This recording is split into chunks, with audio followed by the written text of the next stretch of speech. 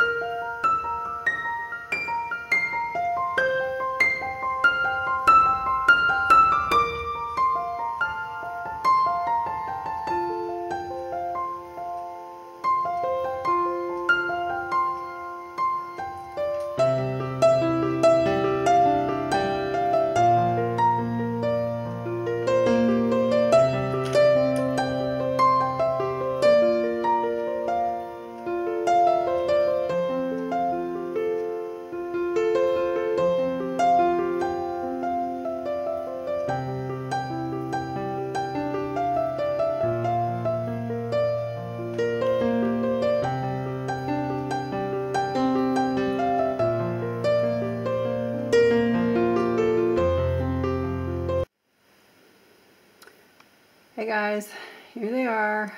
I did the backs. I discovered that the big glitter, the thick, kind of heavy glitter, doesn't look right. So, in my next experiment, I'll be using the fine glitters. But these turned out quite lovely.